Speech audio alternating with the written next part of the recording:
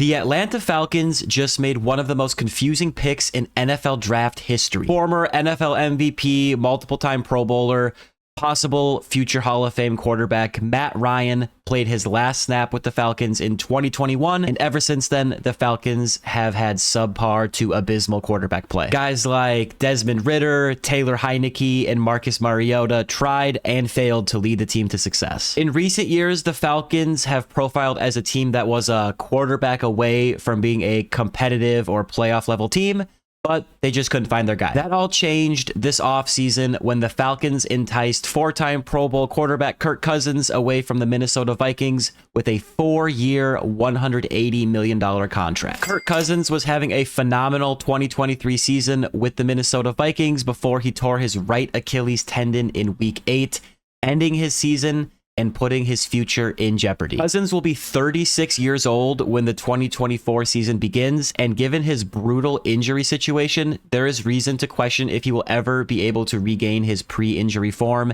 and be a high-level quarterback. With that being said, the Falcons made the decision that they believed in Kirk, and the second they agreed to that huge contract with Cousins, they made the statement that he was going to be the quarterback to get them over the hump and into the playoffs, and hopefully more. After 3 straight 7-10 seasons, the Falcons made the decision to strive for greater than mediocrity and compete now. The Falcons knew they had the 8th overall pick in the 2024 NFL Draft when they made that massive financial commitment to Cousins. That pick could be used to add another pass catcher opposite of the young, talented wide receiver Drake London, such as Rome Odunze, for example, who was available with the 8th overall pick and ended up being taken by the Bears with the 9th overall pick, the very next pick. That pick could have been used to bolster the offensive or defensive lines for Atlanta. A record straight 14 offensive players went off the board to begin the 2024 NFL Draft, meaning that with the 8th overall pick, the Falcons could have had their selection at any of the most highly touted defensive prospects on the board. They could have had the #1 defender in the entire class. And what do the Falcons end up doing? They select a backup quarterback. Michael Penix Jr. out of Washington. This is one of the most confusing selections in the history of the NFL draft. This is not an anti-Michael Penix Jr. take. He worked his way to becoming a top 10 NFL pick, and he might not see the field for 4 years. He could very well turn out to be a really good player, but the situation he was drafted into, it's just hard to see what the Falcons were thinking. Once upon a time, the Green Bay Packers drafted a guy named Jordan Love in the first round of the 2020 NFL Draft when they still had Aaron Rodgers, one of the best of all time, future Hall of Famer, on the roster. But a big difference there is Jordan Love was taken 26th overall, not 8th. Even though Jordan Love played really well in 2023 in his first season as the starter for the Packers, and he appears to be their quarterback of the future, the Packers were a highly competitive Super Bowl contending team when they invested in Jordan Love to essentially be the backup to Aaron Rodgers. The Packers made some playoff runs, but they did not win a Super Bowl during that stretch, and they were a very competitive team that had the potential to win some Lombardi trophies. Would they have won a championship had they taken an impact player who could have actually seen the field as a starter instead of letting Jordan Love sit and grow behind Aaron Rodgers on the bench? It's possible. We'll never know, but at a certain point, when you have a good team, you need to play for today and take the chance on being great and winning a Lombardi.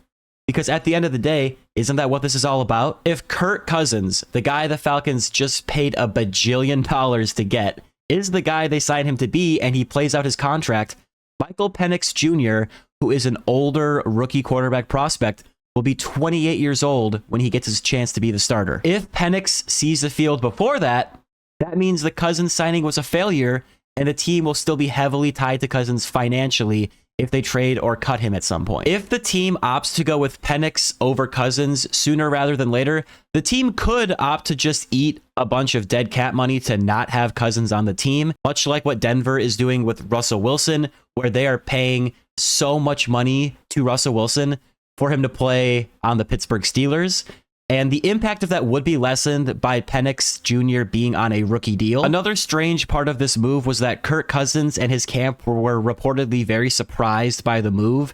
Apparently, there wasn't a lot of communication with him that this was a possibility. You know how we just gave you all the money and we brought you in to help us win a Super Bowl.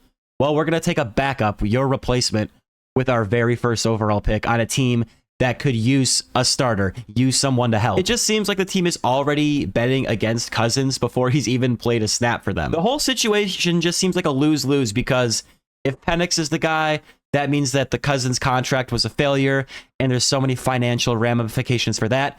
And if Cousins is the guy, you wasted the 8th overall pick on a backup quarterback who is going to be older for a rookie coming off of his rookie contract, if and when Kirk Cousins plays out his entire deal. So it seems kind of like a lose-lose situation either way. If Michael Penix Jr. proves to be the guy, it will likely work out for the team in the long run, but he will need to be a great, not a good player, to warrant using such a high pick on a player who won't see the field during what is supposed to be a window of hopefully competing for a Super Bowl. And if we know anything about drafting quarterbacks in the NFL draft, we know it is not an easy thing to do. Most of them don't work out. If they would have taken another position that could help the team, not only would they be on the field, but there are other positions where it's easier to predict that college success translating to the NFL. I'm a Vikings fan. I wish Kirk Cousins the best.